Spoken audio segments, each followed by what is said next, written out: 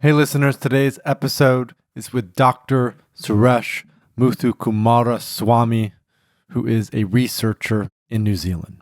So I think the sit and sitting, I think it applies to microdosing as well. And there's a clear difference in our data between a dose taken in a laboratory and a dose taken out in the wild as people do daily activities. And I think that's why those other studies haven't replicated what the community is reporting, because they're doing it in a boring laboratory.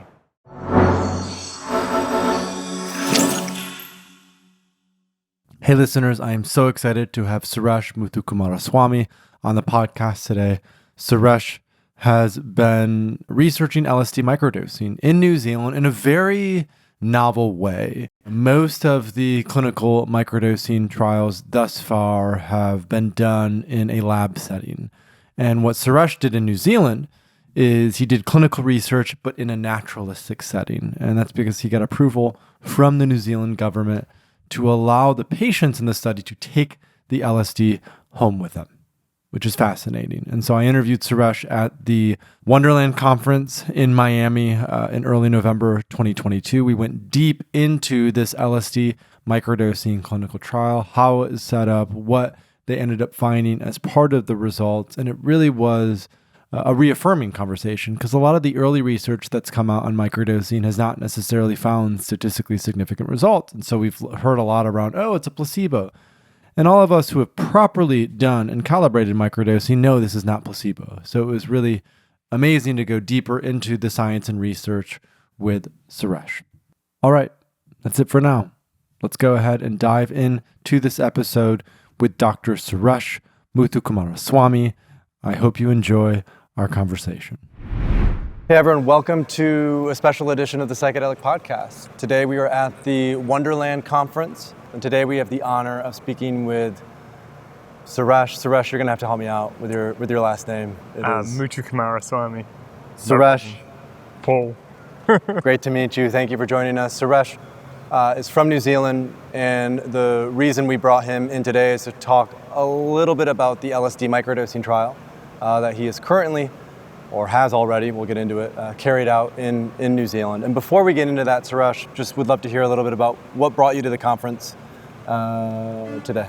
To bring the conference today was to present the LSD microdosing results to the conference. Actually, this will be the first time we've presented the results to the public. So this was, it's kind of finally after 3 years, the results are going to see the light of day. So it'll be here, and then the results are also in submission to an academic journal as well. Have you presented them yet at the conference? No, we'll be presenting them tomorrow. Yeah. Okay. And for those results, what are you most excited about in terms of communicating it to the public? I think the results on microdosing so far in the scientific literature have largely been null results, right? Where people haven't found very much. And that sits in quite contrast to what people in the community are saying and people like yourself are saying. And actually, I would say that our results are much more consistent with what the community is saying about what microdosing does relative to the existing trial literature. And it really does fit with the community reports. So that's interesting, and we can get into the details about why we think that's happened and what that disparity is. And I would love to do that. And we can even maybe review what is some of the clinical research that's happened so far. For example, at the University of Chicago with Harriet DeWitt. There's been some that's come out of Imperial College as well with psilocybin. And so we can totally go into the weeds on I'll be really curious to hear sort of how your research differs, what you did differently, the dose levels, all that. And so what we love to do for the listeners is just provide a little bit of context about your background, your origin story. What we do in some of our retreats is we say you have 7 minutes to tell your life story. What would you tell? And how does that lead to you doing, of all things, LSD microdosing in New Zealand? I think my 7-minute story could probably be done in 2. It's a pretty boring middle class upbringing. I come from a long line of medical doctors. I studied science instead of medicine, but didn't stray too far from the family line. I was interested in pharmacology as a university student. I even wrote a second year pharmacology essay about LSD in the late 90s, a long time ago. but there was no option to study that and research that kind of stuff at that time. This was right in the, in the 90s. There was nothing like that happening. So I just took a standard academic track, Ph.D, etc., through neuroscience, and then in the 2010s, that's when I started doing psychedelic research. I was already doing neuropharmacology research, looking at GABA drugs and stuff. And then I was working with David Nutt and Robin Carhart-Harris, collaborating with them on some of the early psilocybin studies. And I was already working with them with David on other GABAergic drugs, and then got into it from there, really. So kind of just stumbled my way in. But I guess my background isn't in psychedelics.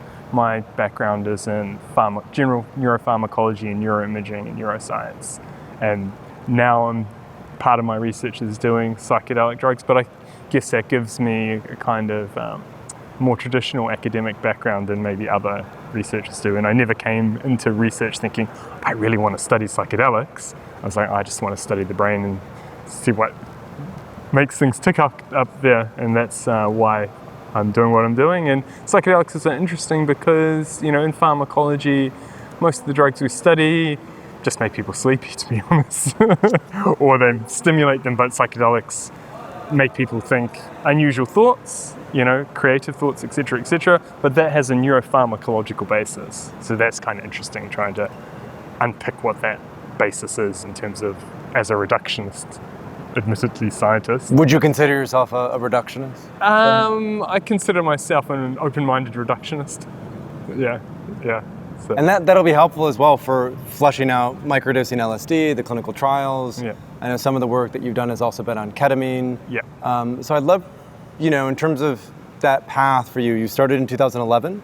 Yeah, so we did an MEG study of psilocybin in healthy volunteers, trying to work out how psilocybin would change brain function, following up from Robin's fMRI study of psilocybin, and then we did an fMRI and MEG study of LSD macrodoses, and that was challenging. And then I was studying ketamine, and because I was interested in how ketamine works and its relationship to psilocybin and LSD. This was back in 2014, so before the psychedelic bubble had started growing, and then I moved to New Zealand, and it was very difficult to just go straight into doing psychedelics research in New Zealand. So I kept doing ketamine because it was an approved drug, we could do it, and I spent a few years just burying my way into ketamine and scopolamine as well.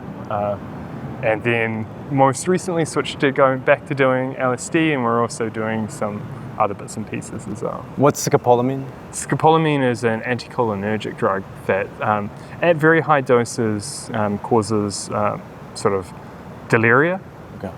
The doses we were looking at were for its antidepressant. Wow. It's purported antidepressant effects that we did not find. So, is that similar to Datura then? Yeah. It's found in Datura. Gotcha. Yeah. The devil's breath, I think they call it. Wow. But we didn't dose that high.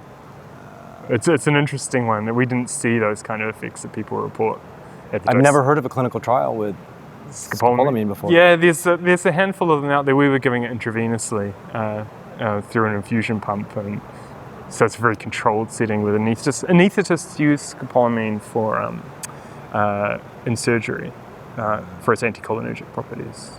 So. Well, let's get into the microdosing LSD, because I think that's sort of the star of the show. It'd be great to hear. Let's first provide some context about what clinical research had been done leading up to your choice to do this microdosing LSD trial. Why did you choose to do a microdosing LSD trial, and how did you structure the experiment for the research when you were going into it? Yeah, I mean, it took a long time to get this trial off the ground because of how we decided to run it. This is back in that time before the pandemic. It seems so long ago now. But we wanted to start doing psychedelics research. And at the time, people were talking a lot about microdosing, but there was very little research had been done on it. I think maybe there was a trial or something. So no one really knew what the hell was going on. There's been more trials since then. Mm-hmm.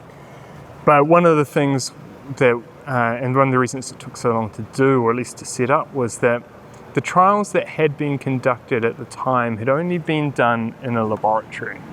So they were like, okay, let's give someone like a very low dose of psilocybin or LSD in a laboratory, record some stuff like we do, get into some tests, and then send them on their way.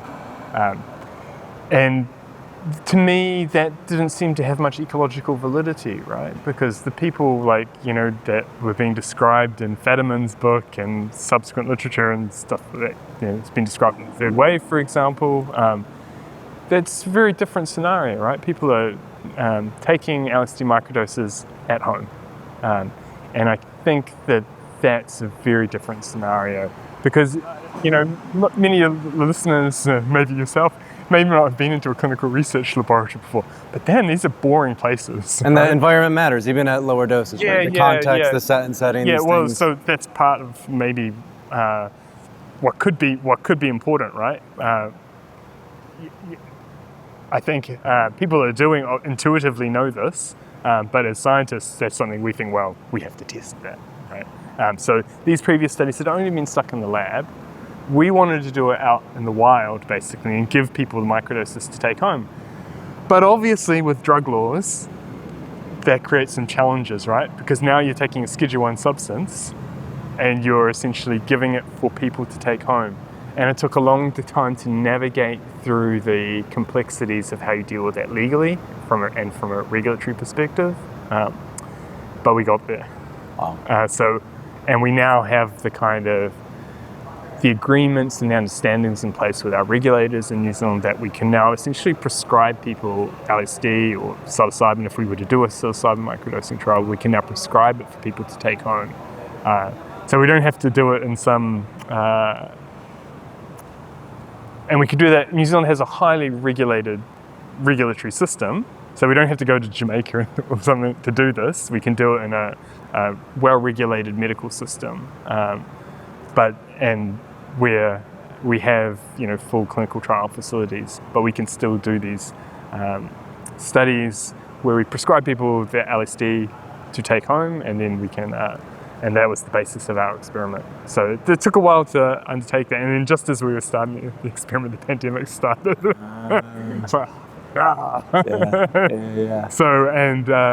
But we managed to collect the data through the pandemic.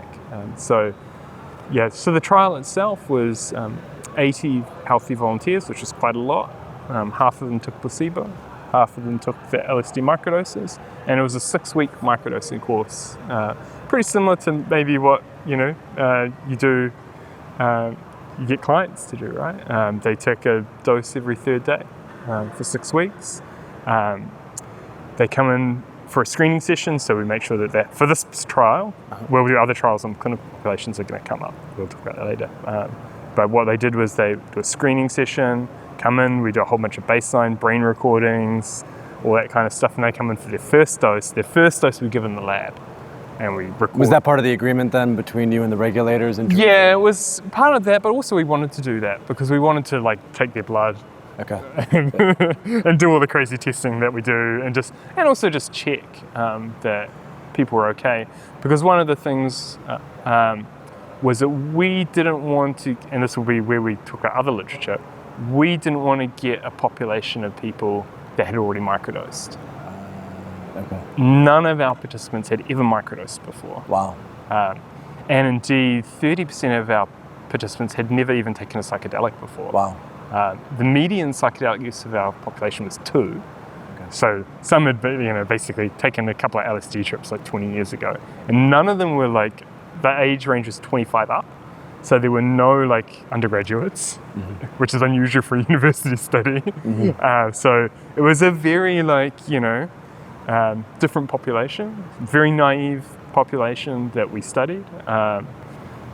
That we brought in, and so that was why we wanted to do that first dose check in the lab, so we could check safety, get a whole bunch more data, and then they start their 6-week course for 13 doses. Every night they fill out on their mobile phone a questionnaire about how they're feeling, any adverse events, etc. And then after 6 weeks we bring them back in and repeat all the invasive measurements again. Before and after, sort of as bookends for the entire bookends, experience. and then 6 weeks of constant kind of feedback. And then we also do this long qualitative interview at the end as well. And how much LSD were they taking? And how do you source the LSD? What's that? The LSD process? was pharmaceutical grade. Okay. And produced to good manufacturing practice. So it was good stuff. It was, yeah. I was trying to find the right words, but yeah, it was pharmaceutically pure, and we knew exactly how much we were giving. So it was interesting, and this, we started with 10 micrograms, so 10 micrograms freebase, in single-use oral syringes. So it was already measured out in dose units for the participants. Interesting, what we found, and it was unexpected to us, was that actually after we were running our participants in waves, and what we actually found was in that first wave we had people who it was just too much.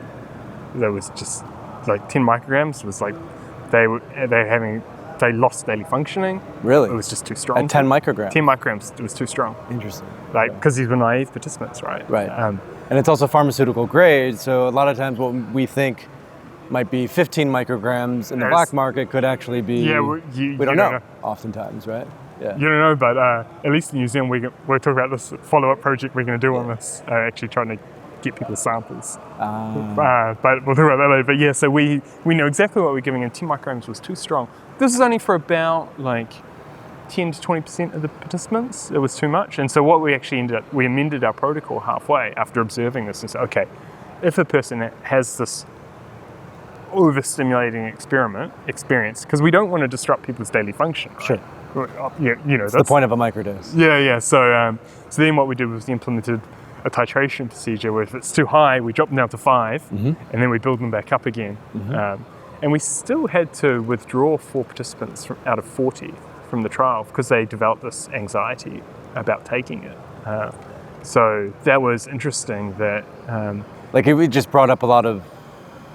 Yeah, and what we discovered was that it was in the pandemic, so people were stressed out as fuck, sorry my language, but it wasn't a good time to be doing this.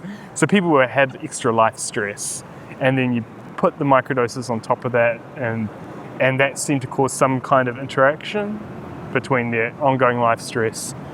And these were healthy volunteers, so, and then we decided in some of these cases just pull them from the trial and go, you know what? You're a healthy volunteer. There's no benefit to you in doing this. Let's just pull you. And their anxiety resolved after a couple, with some light supportive care. That was enough. So that's on that side. And then on the flip side, though, is when we looked at the data, we actually see when we compare it to the placebo group, we actually found that when we look at those daily questionnaires they're completing, on the days that they dose, there's very significant effects on their ratings of how well they're feeling, how happy they feel, how connected they feel, creative they feel. Was one other thing that came off, slips my mind, in how much energy they feel, which is kind of exactly what you might expect to see. So we see that clearly over the placebo. So that was kind of the big finding that we've found, that we've analysed so far, is that we see all those things that people are reporting, we see those in our data. And so just to land that, so you gave them 10 micrograms. Yeah. Some titrated down to 5. Yeah. And started to work their way back up. Yeah. Were there any participants where 10 micrograms didn't do anything at all, and they decided to go to 15 or 20, or we didn't have the option of going up because of you did not have the option. Because we didn't. Okay. We didn't actually have the dose units to do that the way we'd prepare the doses, and that's something we would love to do in the future, because there was some. So it's really remarkable, even though our population is still relatively homogeneous. Somewhere between 5 and, I think 10 was probably for most participants probably okay, but somewhere between 5 and 10. I reckon there's a set of that could have gone probably up higher. And this is in our subsequent trials, we're going to be doing this. We're going to range it now from 5 to 15. But I think there's a significant individual variability across people, and we have no idea what causes it. We're trying to investigate that at the moment, why some people's sweet spot might be 6, and some might be 13, which is almost double the dose. But it's like they're all like essentially healthy people with the same bodies, but they might have twice the sensitivity. And they were all men? Yeah, they were all men, yeah. And were any of them on SSRIs or any pharmaceutical medications? They were all, none of them had any psychiatric history. None were on central nervous system acting medications. Some might have had some things for peripheral things that there would be no interactions for. But there's no pharmacological interactions why that would be the case. It's just some endogenous difference in sensitivity. But it's interesting because what we've discovered validates a lot of what the community is saying is start low, go slow. That seems to be the way to do it. You can always take more, you can't necessarily take less, and once you take more, if taken too much, then you've got to unwind the process, right? Exactly. So what we're going to do in our follow-up trials now is do that and actually start lower, probably at 8, and build up.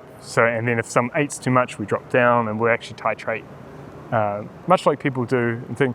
Now, as pharmacologists and scientists, we're like, oh, we don't want to do that because it makes our data more complicated. Like, we like to give people the same dose, then everyone's the same, and it makes it really easy to analyze. But it's not the way this works. Psychedelics are different in that way, right? It is a breaking of that more traditional model. Yeah, I mean, there are other drugs this is done in the literature, in general pharmacology's kind of titration thing. So we're not like way beyond the thing, but it does make things more complicated so we're now setting up to run trials in depressed patients, and we'll be doing this titration procedure where we start them at 8 and hopefully build them up to find that right dose for them. And obviously we have it precisely measured. So I think our literature is probably much more convergent with the way you've been doing things and what the community is reporting compared to other literature. And it's there's been, Paul Stamets has published some research that's been done through Quantified Citizen, an app, more observational rather than experimental. A lot of the experimental research that's been published has shown more or less like, hey, not much is going on here. There is some dose response, like with the University of Chicago, 6 versus 13 versus 20. The Beckley Foundation has found similar things, but there's a lot of Twitter conversation around and general conversation around microdosing, placebo, not a placebo. I think part of this has to do with the definition of microdosing, right? So when Jim Fadiman initially talked about it, was, hey, this is subperceptible. Subhallucinogenic. Well, this is, and I think this is sort of the context. Is it just subhallucinogenic, or is it subperceptible? Because if we can perceive that we're feeling it, then that could be potentially perceived as being a mini dose or a moderate dose. So what did people report when they were going through this experience? Did people feel it? Was there a noticing? Yeah, it was definitely a noticing, but it's kind of subtle, and I think the ideal scenario is where it is that subtle, around the edges of perception, where could be. I think that's where we're trying, because once you start going too high, then you start to disrupt daily functioning, and that's not what we're trying to do. And I think one of the things we were able to demonstrate in the data, though, is that, so those papers, from Harriet DeWitt's group or the group at Maastricht, is that we were able to look at compare the first dose in the lab compared to the other doses, and we don't see any effects on that first dose when it happens in the lab. So when they do the dose in the lab, and then they report how creative they felt that night, how much energy, nothing. Really? And then the next dose, where they take it at home, boom, it bounces up. So it's an effect. That's interesting. It's an effect of being. Why is that? It's because they're out doing their life, right? So it's the same dose, but if they take it in the lab and they're sitting around for 6 hours, doing nothing, because our labs are boring, right? They sit there for 6 hours going, you got half an hour till your next assessment. Okay, I'll just sit on my phone for half an hour. Whereas when they're out in the wild, they take a dose and they go do something, and they start to feel it. So it's about the setting and the context of what things. So I think the sit and setting, I think it applies to microdosing as well. And there's a clear difference in our data between a dose taken in a laboratory and a dose taken out in the wild as people do daily activities. And I think that's why those other studies haven't replicated what the community is reporting, because they're doing it in a boring laboratory.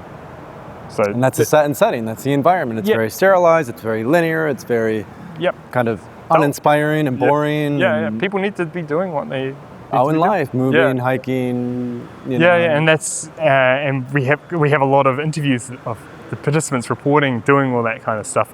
How some of them are on placebo as well, right? And there's definitely placebo responses. For sure. Absolutely, right? For sure. But we are able to start to demarcate those that were placebo responses and those that were things. So it certainly doesn't seem to all be placebo response at all.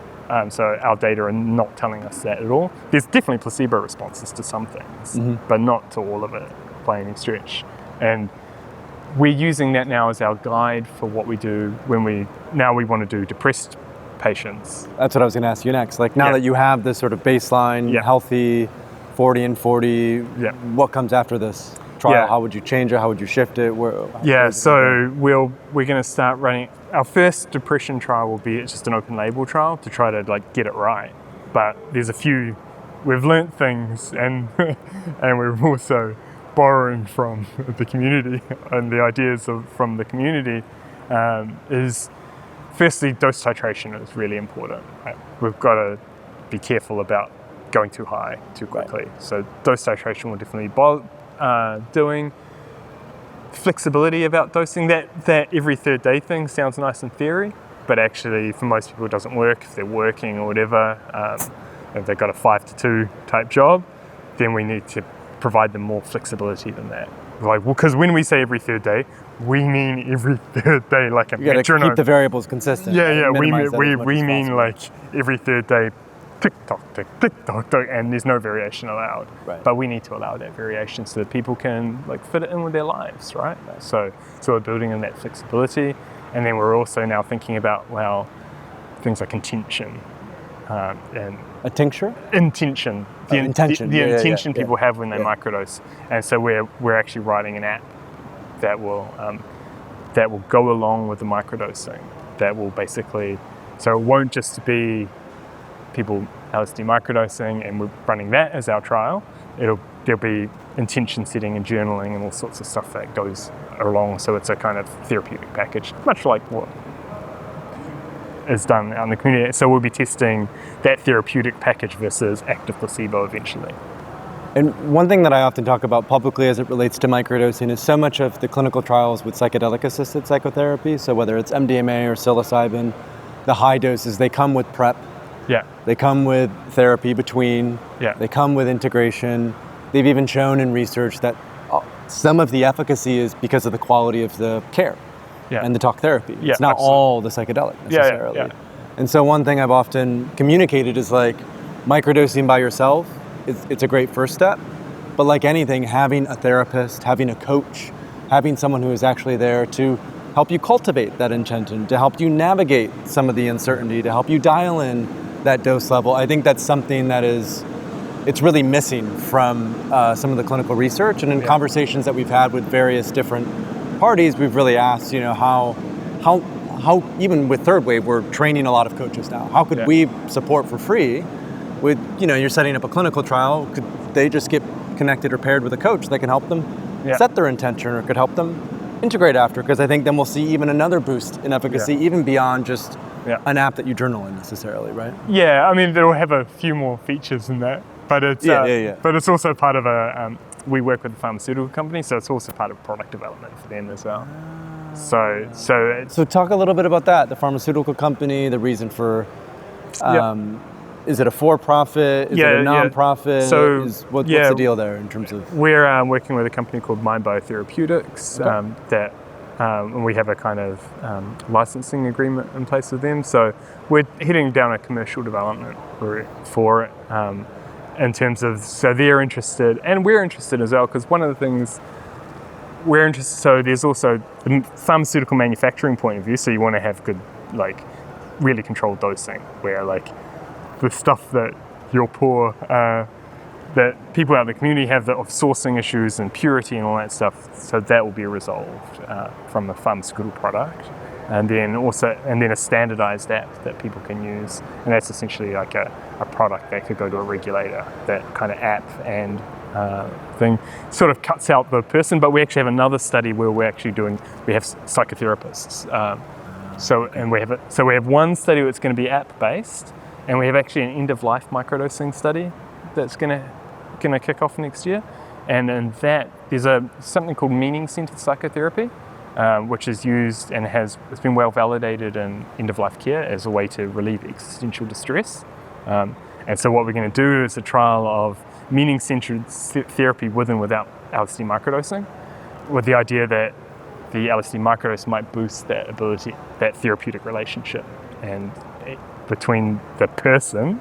So we've got one which is more app-based, right, and one which is more therapist-based.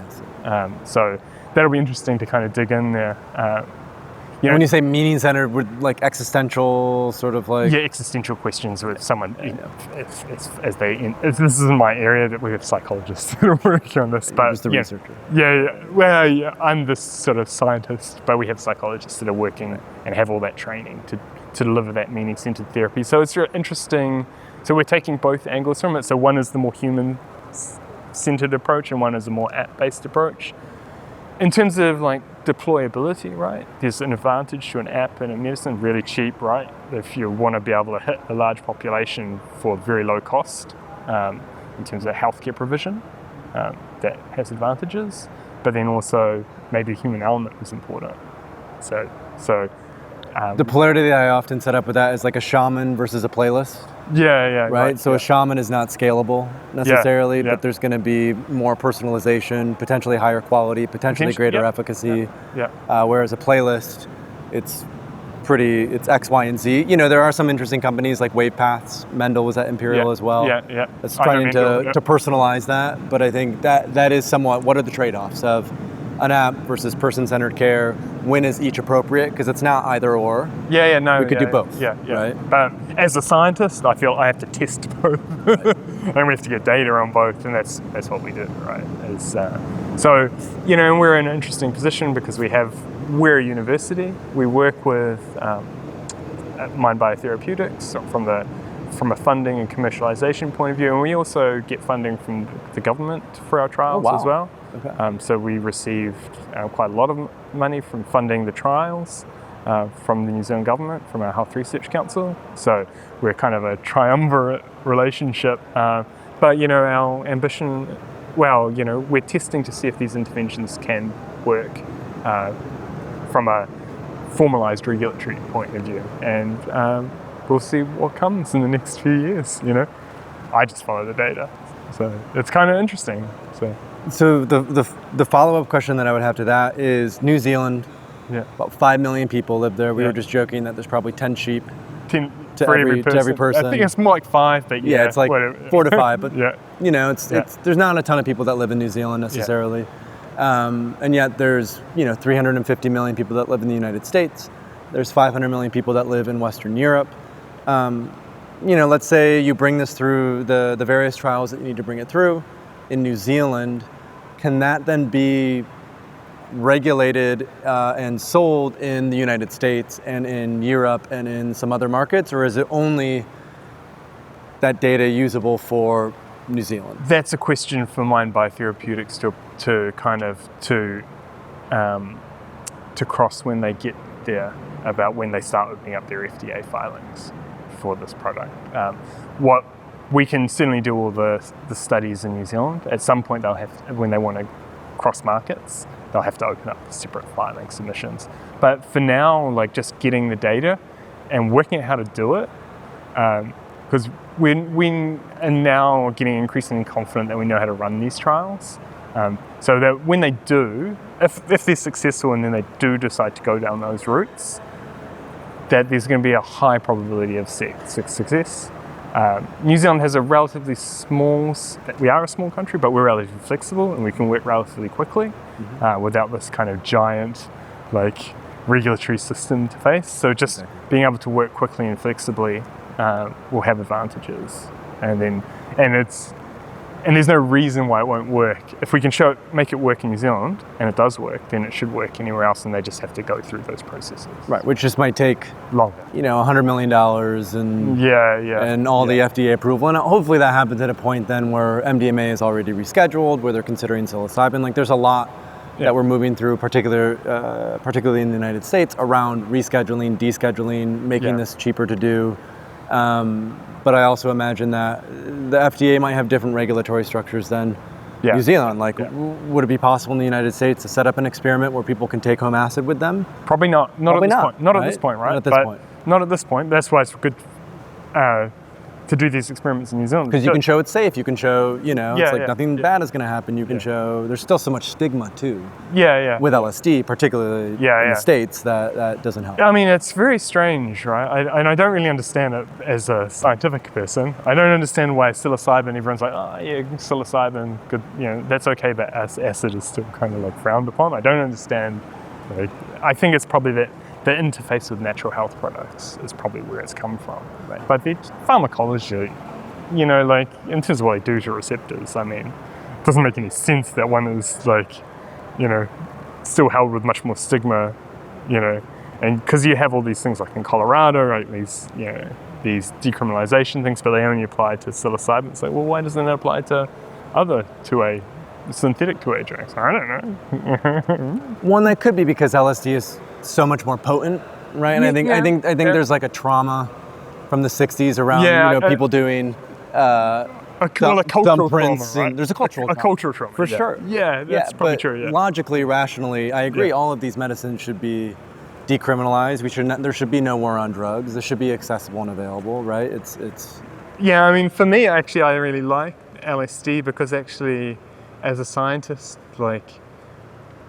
one of the things I like about it is because there is that Western cultural baggage, but actually there's no indigenous use of LSD. Right. So we're not appropriating anything. Right.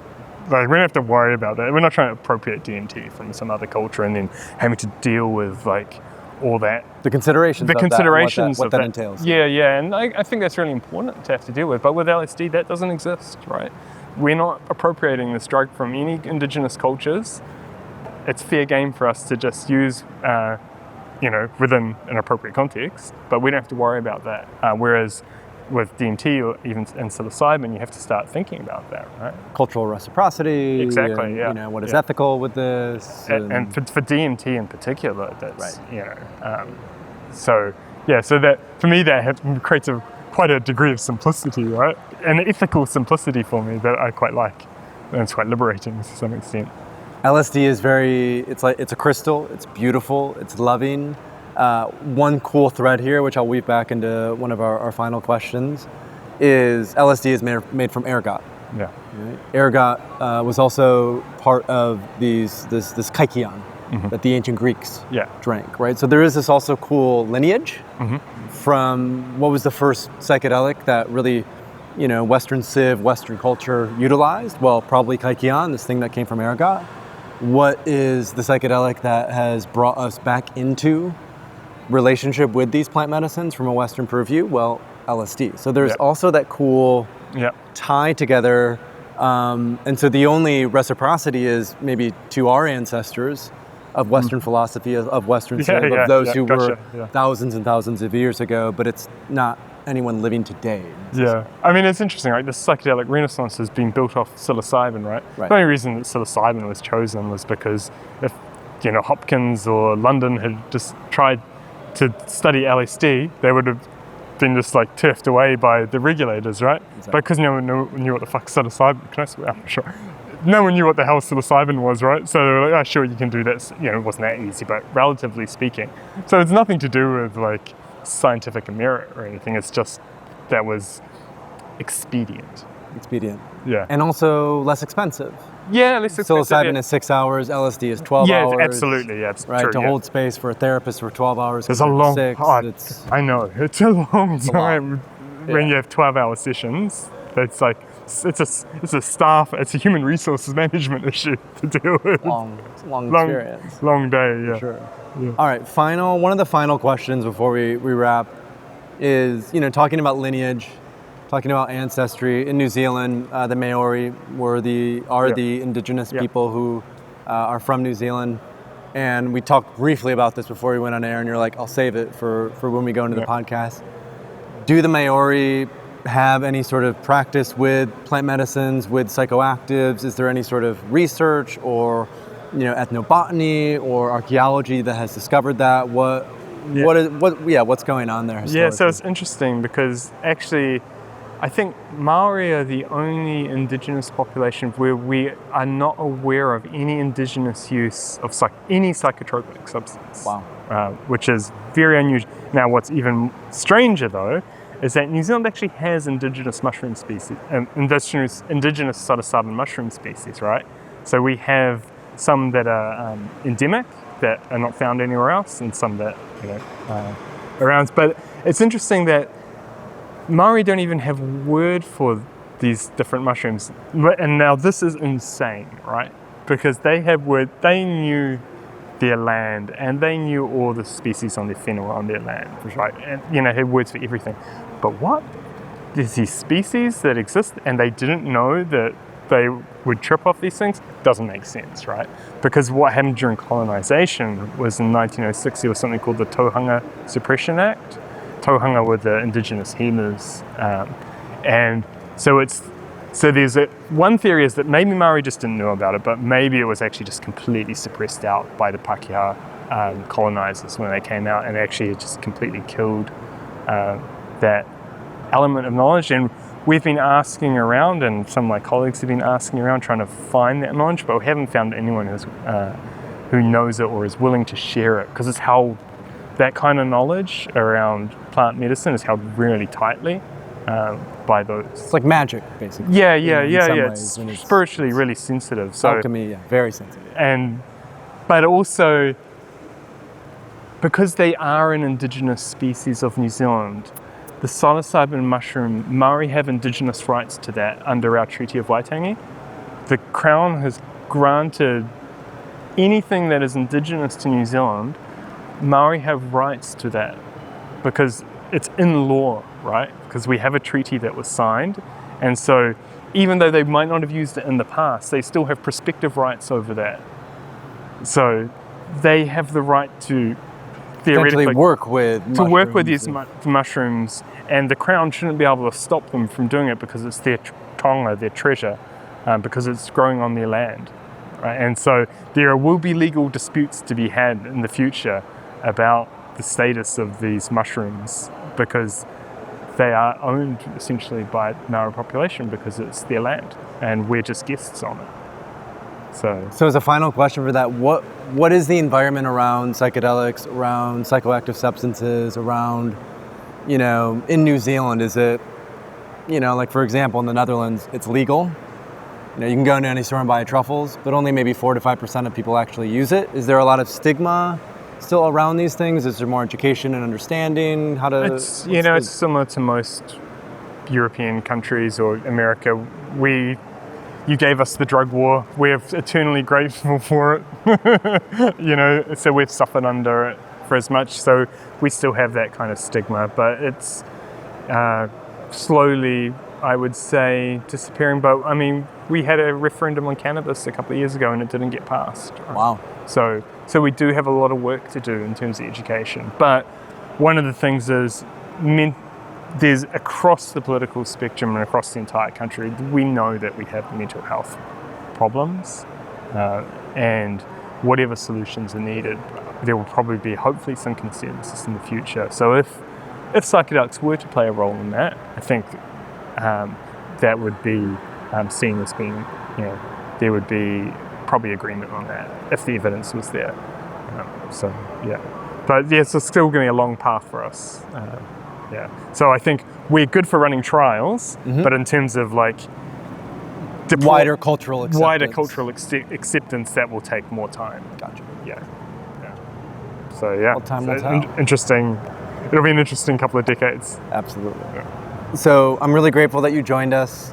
We got a really strong overview of the clinical trials, the research on LSD microdosing. We talked a little bit about New Zealand, the Māori. We'll link to all of these in the show notes. So if people want to read the paper, we'll provide a link. I'd love to read the paper as well. I'll have to come to your talk tomorrow the paper is in submission at the moment. It'll probably be a couple of months till it emerges into the scientific literature. Okay. We'll then include that. If people want to support your research, if people want to support the work that you're doing, if people just want to learn more, any websites or resources to point them to? Oh, God, I don't even think about that. I don't really do social media. We have a Facebook group, I think, and there's the company as well. Mind Biotherapeutics investors can go into there to help us out through the company. And then I guess they can get in touch through our Facebook, Auckland Neuropsychopharmacology group. We post updates about what we're doing on there. I don't do it, my postdocs do. I'm a hermit. I love it. Well, thank you for Thanks, joining Paul. me, Suresh. It was a really fun conversation. Thanks so much for watching. If you want to stay up to date on the third wave of psychedelics, subscribe to this channel and visit thethirdwave.co, where you'll find plenty of free resources on intentional and responsible psychedelic use.